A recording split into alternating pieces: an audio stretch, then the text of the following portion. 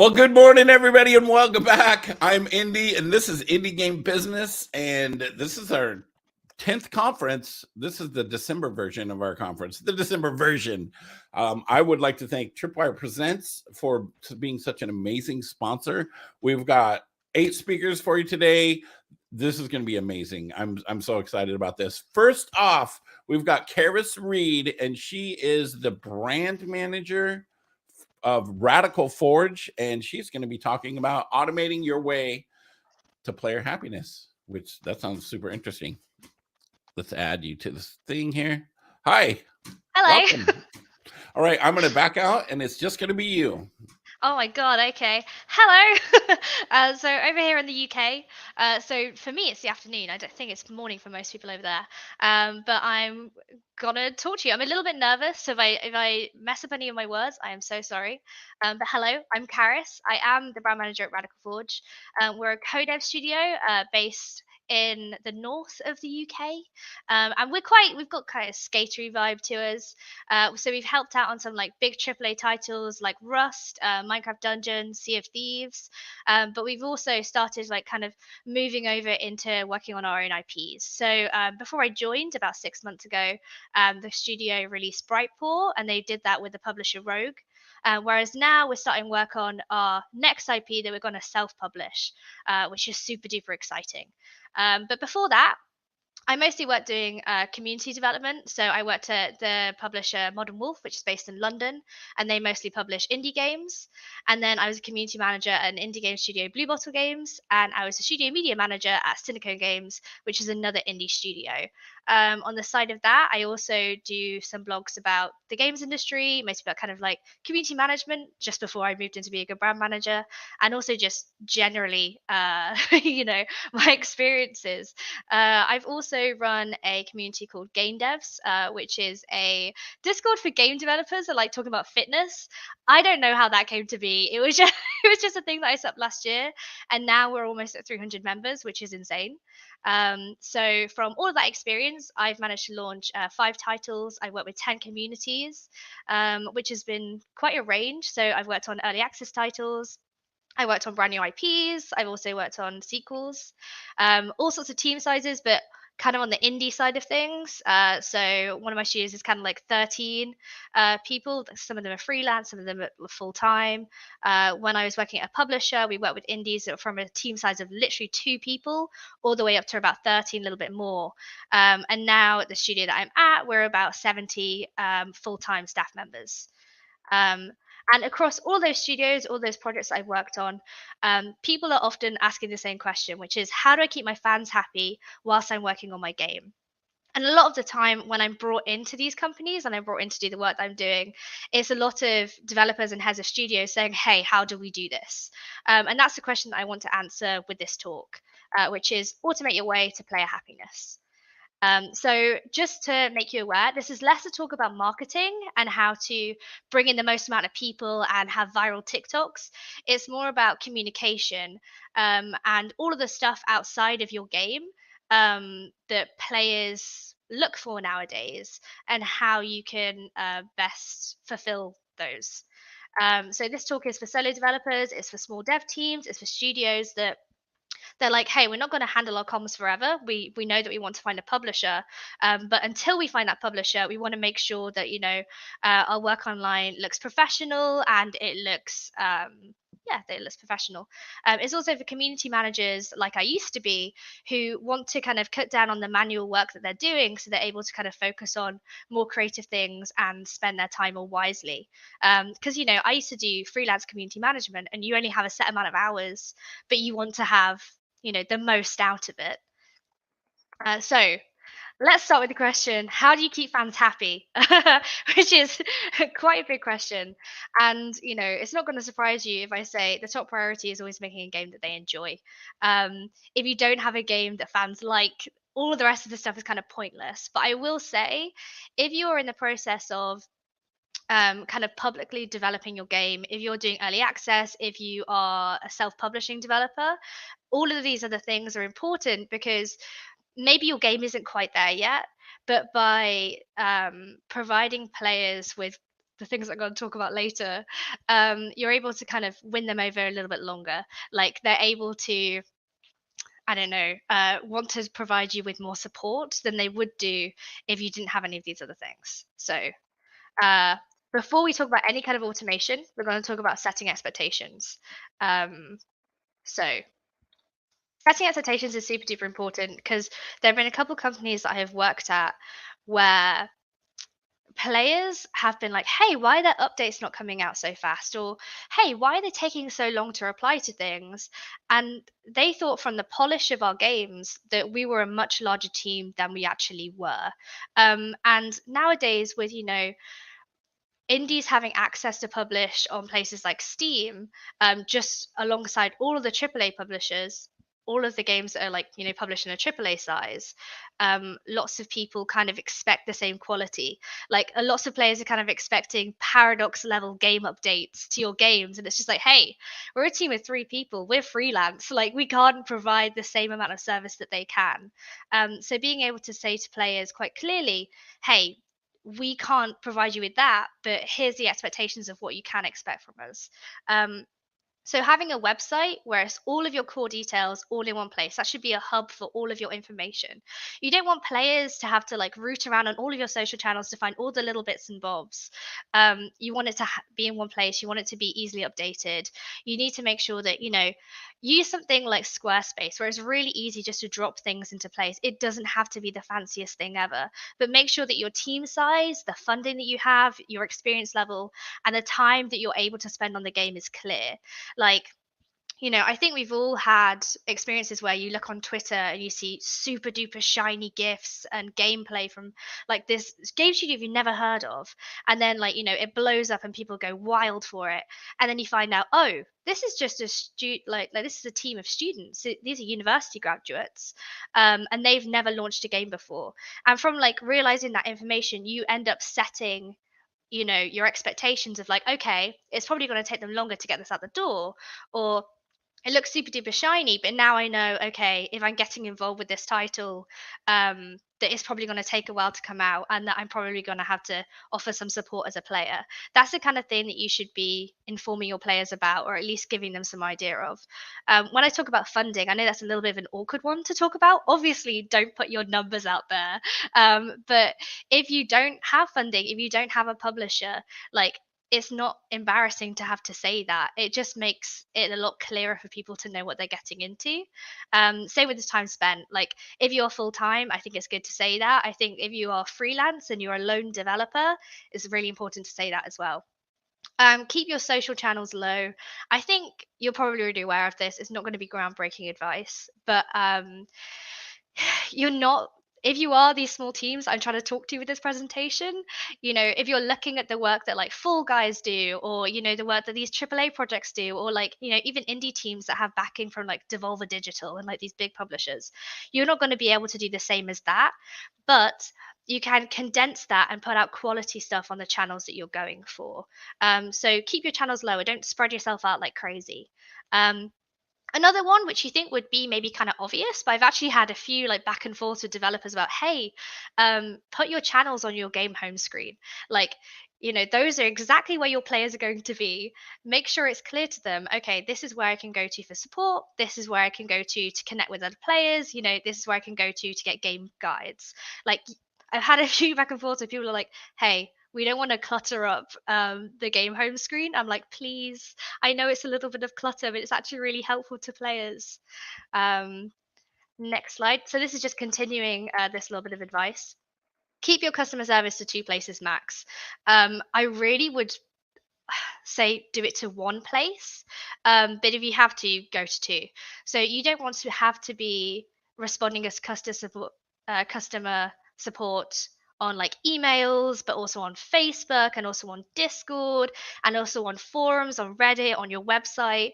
Like, that is so many things to check. If you don't have a community manager, or if you are a community manager and like there's just you and no social person that you're working with, you really want to tighten that down to one thing. And you're like, how can we possibly do that? People are still going to do it. You kind of have to make it clear to them in like pinned posts, and also in like, we'll talk about this a little bit later on, automated messages, letting people be signposts to where you can actually help them.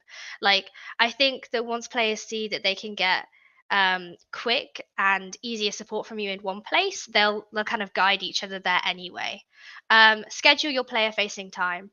So this is something I even did as a community manager, but I also had to tell developers to do this too, which is that developers will do this thing, or at least from my experience, where they'll have Discord open and they'll be chatting to players and they'll be having a great time talking about games and like ideas for stuff, which is fantastic. But then they'll go back to doing their own work that they're doing on the game and then back to the Discord again to like talk to players, and they're in and out of it all day. Like, I really recommend don't doing that. First of all, because it can be distracting, and that's lovely for like one day if you just want to do that. But if you're doing that every single day, you know, it's not necessarily the best thing, because then players get expectations that you're available 24/7. But it's also not good for you because you want to have time alone just to spend being creative.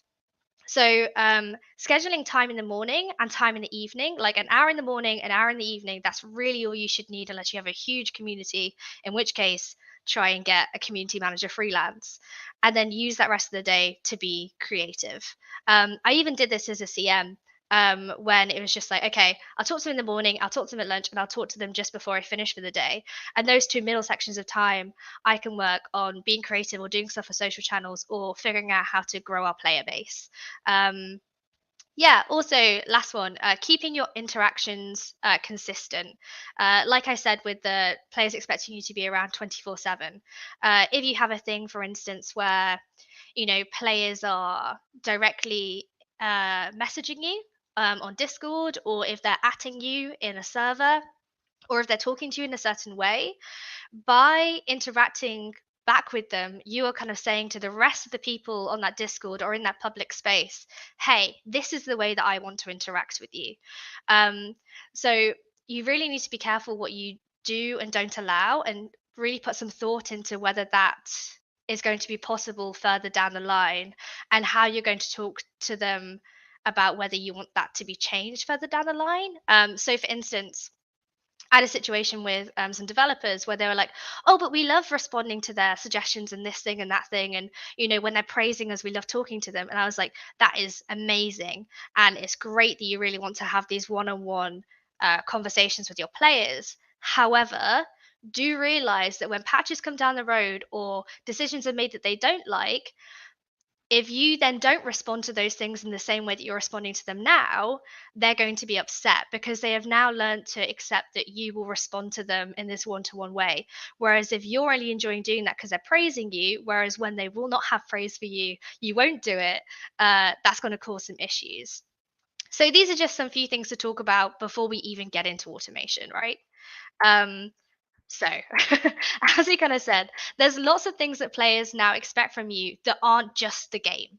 And I have summarized them into this acronym, which it's here now and it's easily rememberable, which is SAC. So we're going to stick with it, even though it's a bit of a weird one. And that is support, access to information, connection, and content. So we're going to talk through these, and we're also going to talk through how you can automate parts of these. There we go. So, how can you automate your work to success? Which is a pun that I'm very proud of, and it makes the awful acronym well worth it. Automating support. So we all know what kind of like supporting players and what they're looking for. It's when they have bugs, it's when they have suggestions, it's when they can't figure out how to do something in the game, it's when they have technical issues. Um, and like I said earlier, I recommend that you have one place for support. I know that there's this kind of like hot topic thing of, oh, but Discord is killing forums. And I know that that is a really tricky topic. And I'm really hoping that Discord come through in some ways to have that information be accessible to people that aren't on Discord. And I do think that if you are truly concerned about that, having a forum on your website is probably the best way to go. Also, having a forum on your website is great in a way because people don't expect instant responses. So you're kind of setting the tone and the pace for how you're going to interact and the level of support that you can give by having a forum instead of a Discord. But if you're super duper keen to automate things, that's harder on a forum and it's much easier on Discord. You don't have to have a big fancy server. Like, you don't have to have like 200 channels and do a ton of events and all of that stuff. But automating kind of bug tracking, issues, and suggestions is one of the best ways to take away a ton of time from yourself. And I'll talk about that on the next slide, how you can best do that. But the most important thing to remember with this is the quicker responses players can get from like bots, the happier they're going to be. And that's kind of because players can have like this almost like a little cycle in their head of like, okay, I'm going to leave this message on this Discord, and now they are in a waiting state to get a response back from you. Whereas if you're able to provide them with uh, an instant response, whether that's from just a bot responding to them, or whether that's from information from a command, or whether that's information that's available online, um, it's going to be, cutting down on that waiting time, and it's not all dependent on you. That's a big thing about automation, is taking away things from being dependent on yourself.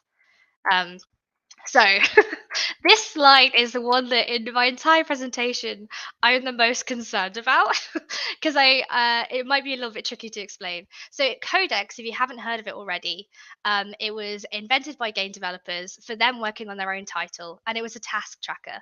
So like the whole idea behind it is that you put your tasks onto cards, and then you can place those into decks. So your whole team has all of these cards, all these tasks that you're working on, and you place those into decks on like Codex's own website. And then they decided they were going to do an early access game. So they made it open. So basically, players could like log on to that website address and see, oh my God, they're working on this task right now. Or they could get updates when that task was finished, which was really, really cool. But that's not specifically what I'm talking about today. I'm talking about Decky, which is their bot that they invented. So players can use commands to log bugs, issues, and suggestions using Decky on your server. And those bugs, issues, and suggestions will then be made into cards that go over to Codex. And this is really cool because if you're working on an early access game, players can see that you can already, like, you've already read kind of their issues and suggestions without you having to personally respond to each person and say, hey, like, thank you for logging this bug, or hey, we're already aware of this thing. It makes it a lot easier. They also have, you're probably thinking, hey, there's a few things that I'm concerned with there, like, can they log anything, do these things have to be public or private? There's so much I could talk to you about this. A lot of these concerns they've already addressed, so I'd recommend you check out their website, because otherwise this, I could talk about Codex in a whole other presentation. But it really cuts down on response time, which is great. And that's the most important thing. You know how we we're talking about this like cycle of like players, like they need instant information or support. This like really completes that cycle a lot faster. One thing I also found really helpful is that it meant that suggestions had a home. So previously, you would have this thing where players would suggest something, and then you almost had this awkward thing where like you have to respond to them and say whether it was a good or a bad suggestion, or whether you were already thinking about it. And that feels kind of awkward because you don't really want to reject a player's suggestion. Whereas using this bot, it would instantly be tracked, and you could have that into a private deck, so it wouldn't be publicly visible. And it meant that you could collect those all in one area for when you were looking for suggestions, but it also meant that the Codex bot can instantly respond to the player in their DMs and say, hey, thank you for that suggestion, we'll take a look at it. And then you don't have to do any more. You've collected it all in one place. If you're not interested in it, you can just cast it aside. If you are, you can keep it without having to have this awkward interaction. Um, Also, another great thing about using Decky was that you get you can instantly update players when features are available in a new patch. So when you're on the back end of Codex, you can kind of like tick off the tasks that you've already done.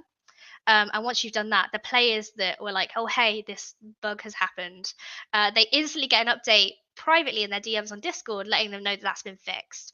I use that on a project whenever we had like patches that would go out, to just be like, oh my God, okay, this bug that I've been waiting for to be fixed and I wouldn't go back to the game to, it's now done, and now the patch is out, so it's instantly available for me. And it was a really good way to notify players that a new patch was out, but also make them feel like they were a part of the process of getting that in there.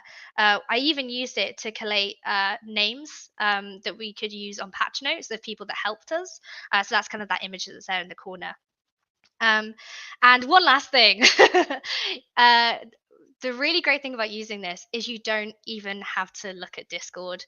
So let's say you do have a community manager, or let's say, you do have like a social person that's handling that, and you just want to know how the players are reacting to things. You are able just to be on Codex backend and see those things come in, and you are able to talk through the bot to the DMs of the player, which is great because I don't know how many of you have experienced this, but it can be quite awkward having to directly talk to a message through your own Discord account and having to add them as a friend to find out more information about their bug.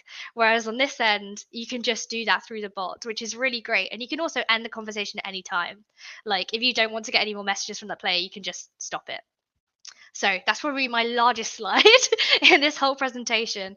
I could talk about this bot endlessly. It is incredible. I really recommend you check it out. Yes. So there's a couple other options if you don't want something as intense as that. So BugBot, it will take like player issues, bugs, suggestions, and it will put them into Trello automatically. GameBugBot and BuilderBot does the same thing where it will take player suggestions from one channel on Discord and then put them into a private channel for you where you can almost like accept and reject them or respond there rather than having to respond to them using your own account. Also, you could just use Google Forms to Sheets and make sure that you're getting the right amount of information from players. That's a little bit more manual and not necessarily super duper helpful, but it depends on what level you want to work at. Other support automations. Codex also released a different bot, which is also incredible. Thank God for Codex, which is Steamy bot. You may have already heard about it, but it updates you on Discord when there is a new Steam review. So it means instead of having to log on to Steam each day and be like, "Hey, have we got any new reviews? Do you have any negative ones we need to respond to?" You're instantly updated, and it means that you never really necessarily feel out the loop, and it means that you can respond to negative reviews much quicker, which is really neat. Facebook page messaging. This might be something you're already aware of, and I don't necessarily recommend a Facebook page, but if you have one, it might be kind of handy. Which is on Facebook's back end, you can kind of set it so that if anyone reaches out to you there, you can send out an automated message. So you could kind of do it if you were like, okay, we need to let people know we don't do customer service on Facebook, and then link them across to a Discord or link them across to your email or forums. You can kind of set an automatic message to go out to them.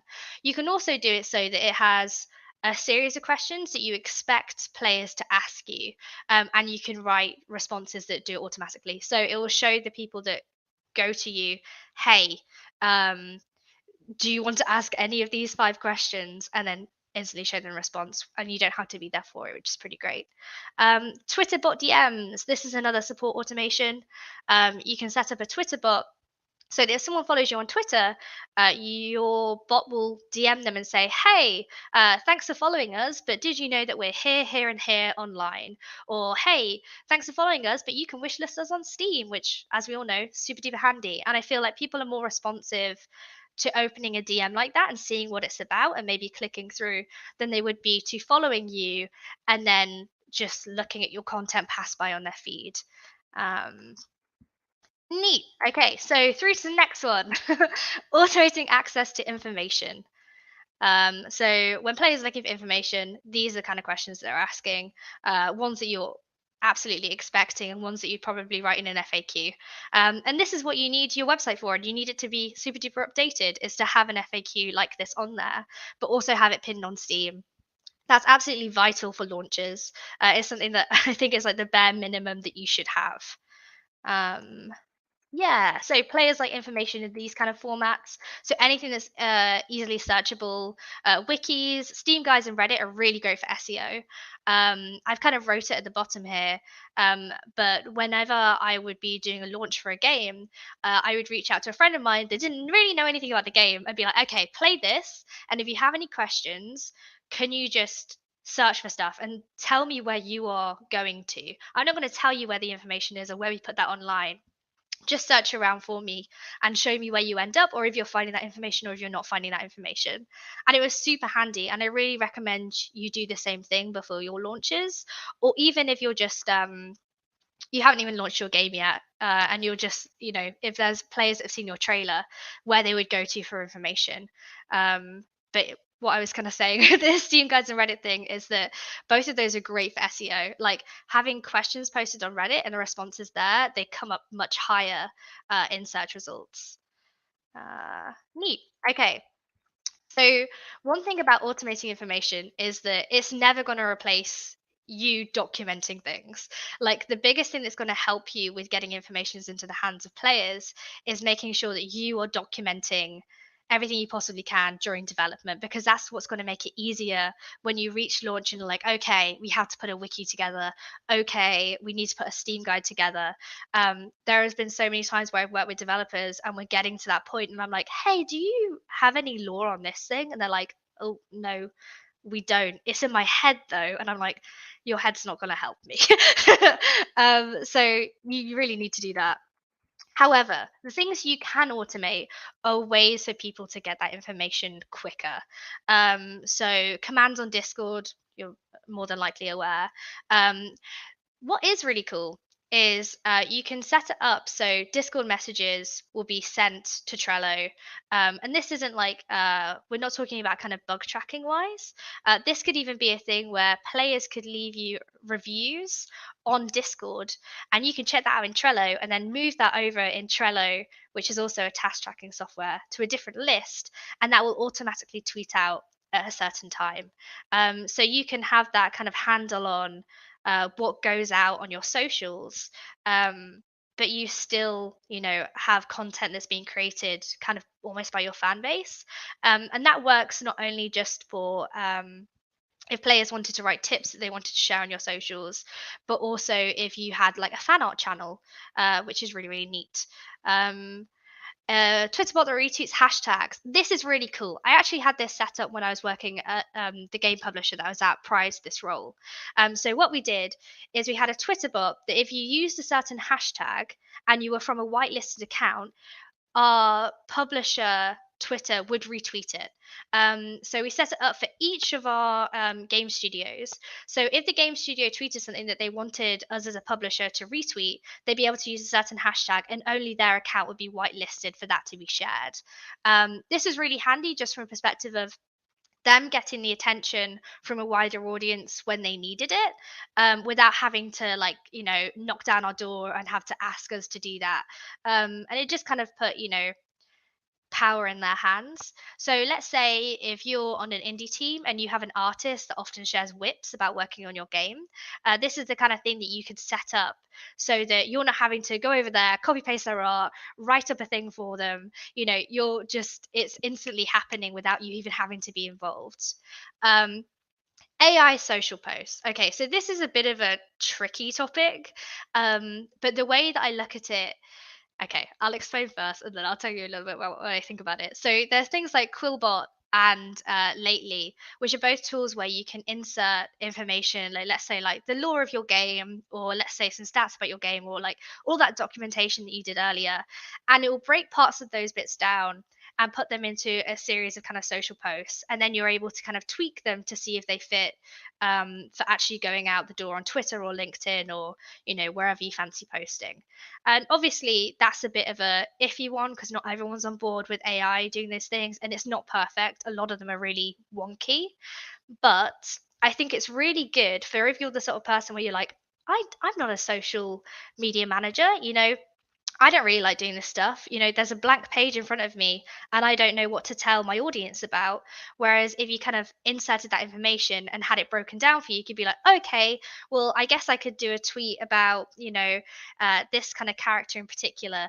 Like it kind of gives you like more ideas to kind of work with and gets rid of the kind of like blank page syndrome. So it could kind of help you in that capacity. Auto captions, you are more than likely aware of this. There are so many tools out there nowadays where you can put your own video up, whether that is clips from a dev stream or whether that's, clips from you on a podcast that you did or, even the team like playing through the game. And you get auto captions for that. And it kind of makes things look a lot more polished. And it doesn't really require you to do anything other than upload and then download a video, which is super duper neat. Streams to text posts. Sorry, I've been talking like crazy. Hope you're all doing well. Streams to text posts. When I was a community manager, I used to listen back to our dev streams and be like, okay, what information have they told folks now? What information are they letting them know that is happening in the future? And I would write all those bits down and listen to the stream the whole way through. Whereas nowadays, if I had to do that again, that was pretty time consuming. It meant that I had to rewatch an entire video, stop and start it to write down the bits of information they were saying. Nowadays, I would start the stream, I would turn on Otter AI, which it's an app on your phone. I think you can also get a web version too, and it will transcribe all of what is said. And then I think I would then look at that and then take like scroll through it, kind of like scan through it, which is a lot quicker than having to listen to information and write it down yourself. And then take the bits that are the most important and then write that up into like a mini blog post of being like, here's what was said on the stream today. And that's also super duper handy because it gives your players like multiple ways of accessing the same information. So yeah, there may be players that love catching live streams.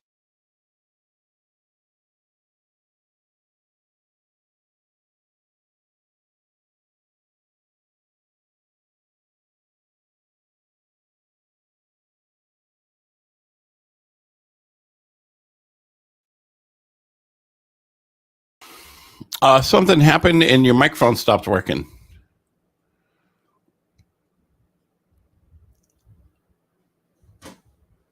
Yeah, something happened to your microphone. We totally can't hear you at all. Can you guys hear me?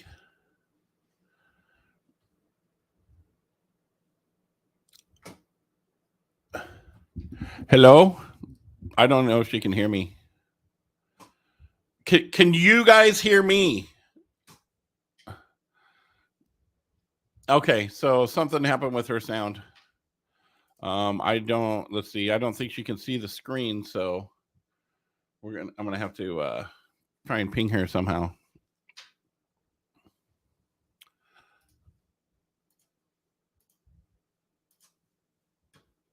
Because she cannot see the screen. All right, let me see you. Should have her on Discord.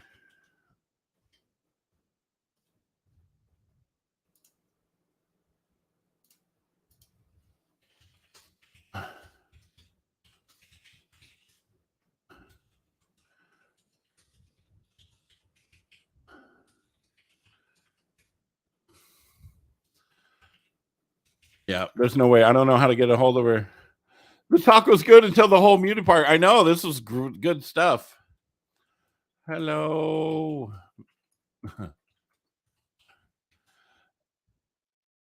Yeah, I don't. She can't hear, and she's working with one screen. So let's see here. How can we solve this issue? Yeah, maybe she will see it here in a second. Wait, what if I try and call her? Maybe she will see that I'm calling her. She's red though, so she probably will not see.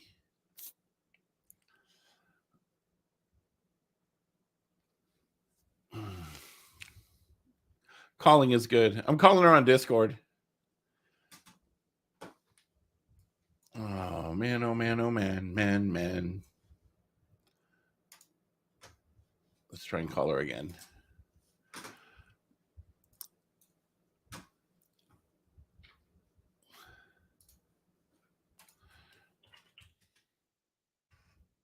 Let's see here.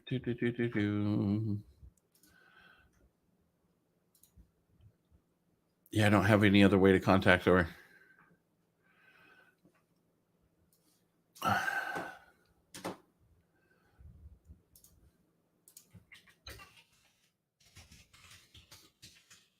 Okay.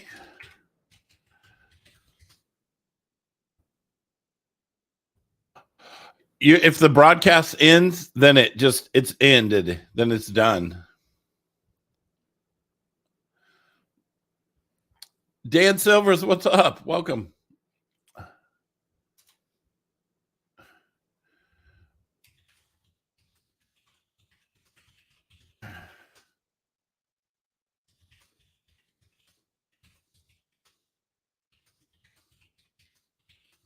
We need some kind of lip read to speech. You should invent that. You should invent that. Totally.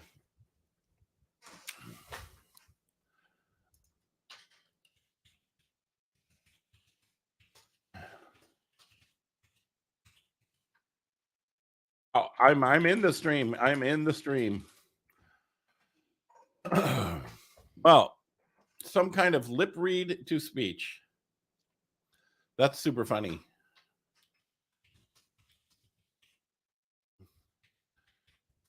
Lip read to text. That would be awesome.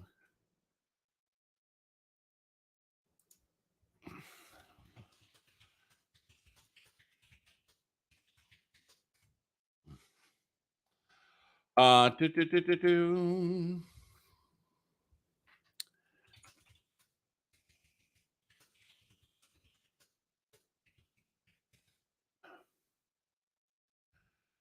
Let's see. What can I do?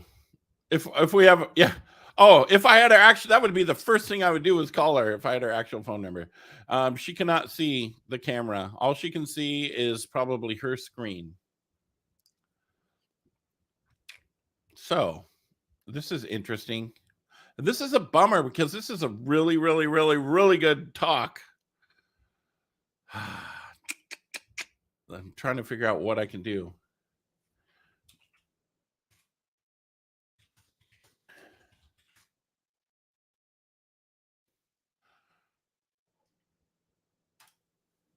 Let's see here. Let's trying to call her again.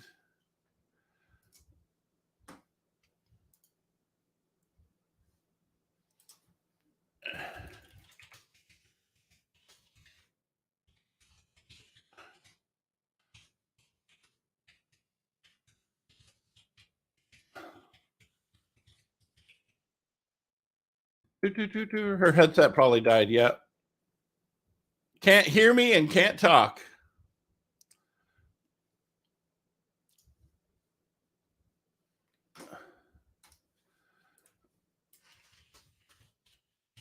I think her headset died. Her headset, I think.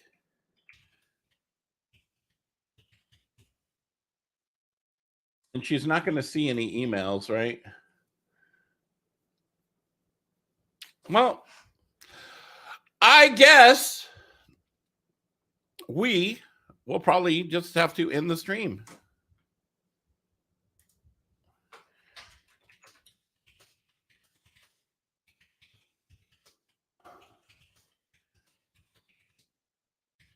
Yeah.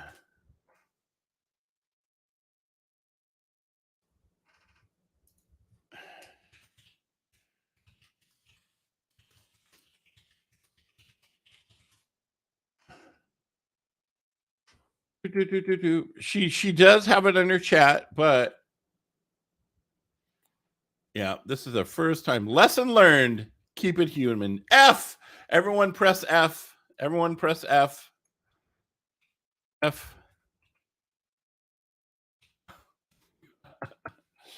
Oh no. Oh no. Oh no. Well, you know what? If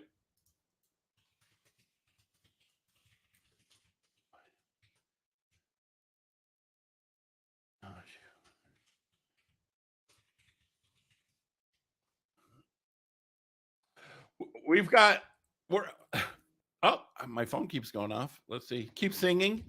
Everyone.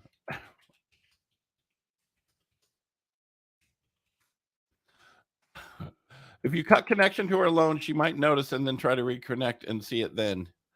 She's not going to notice because the only thing she can see right now is her presentation. The only thing that she can see right now is her presentation. So if I stop it, if I end the stream, she's not going to see it. Use her deck and do voiceover for the presentation. Just automate the content. Use Canva. Actually, I love Canva. I do that. I use Canva. I love Canva. Adobe Express is amazing. Later, tweets to Google spreadsheet. If this, then that. I love IFTTT. Well, so at the end of the conference, we email out the presentation to everybody that signed up. So you're going to get this. You're going to get this. Automating presentation equals can't read chat. Flaws found. Oh, no. Oh, no. So I feel bad because I love this presentation, right? She was telling me some stuff about Discord. Yep. Like it. We will do that from now on. Yeah. Like we get their phone number, right? Like we need your phone number so we can message you. Let's see. Do I have the call still going on? Let's see. Will this get a rerun or a director's cut? You know what? I just don't know. This is like a new thing that has never happened. So I want her to do this again. I want her to do this again because this talk was helping me out, right? This talk was helping me out big time. I was learning a lot.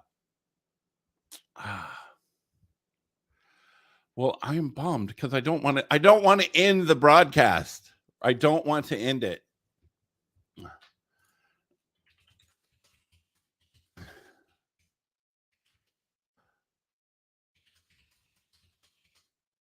Dropkick Murphy.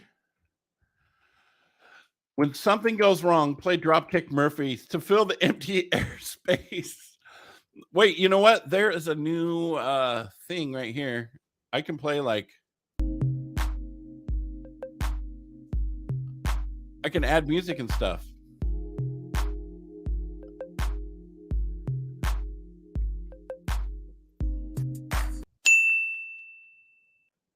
Right? I can play music.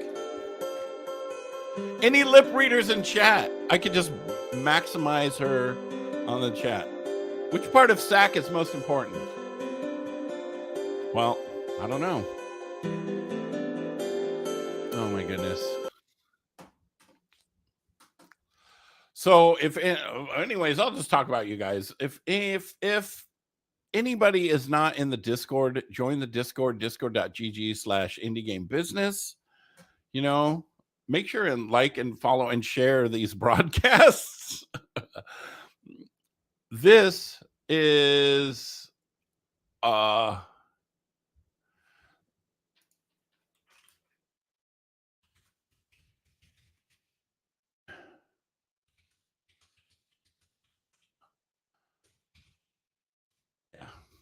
I don't know what to tell y'all. This is a new issue. It's but you know what? We have a solution for it, right? It's just the solution is hindsight. I mean, her presentation is close to being over, so we could just hang out, right? So, what games?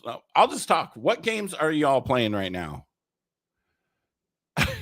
Your talk is amazing. The most ironic presentation I've ever witnessed. Oh my goodness. I know, it's crazy. So, what games are y'all playing? Game of Life? 10 out of 10. I got to be honest with you right now. I mean, I love, I'm indie, twitch.tv/indie. I love indie games, right? That's how I started streaming. My Twitch partnership will be 9 years in January. What we did it was a fantastic talk. But honestly, I've been playing Fortnite. I stinking love Fortnite no build. That is, I just love it, right? So if any of you have any indie games that you would like, Sea of Thieves and Mandarin, IFTTT for giving players bonus points. That's awesome. If any of you have any games, if you would like to come onto my channel,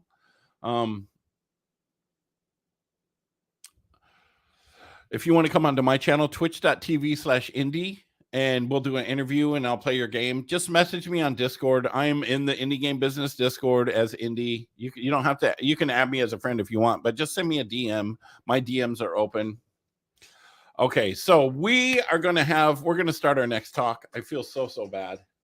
I feel so bad. I feel really bad. The next talk is we have Elisa Ferranetti, 100 Days, a winemaking simulation game, and its self-publishing strategy. So please, everybody, just hang out. We're definitely going to get her phone number. Yes. Yeah, that would be awesome, Dan. It would be awesome to have you back on. It's been a while, and I really need to start getting back into doing indie games. I don't know if anybody's noticed. I'm sure you have.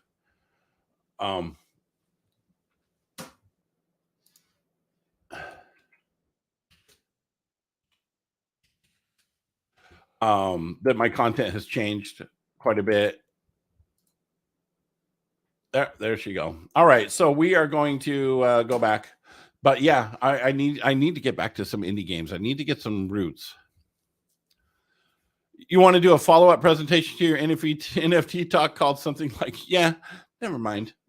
But yes, please, if you have a game that you would like me to play or your game on my channel, please just message me on Discord.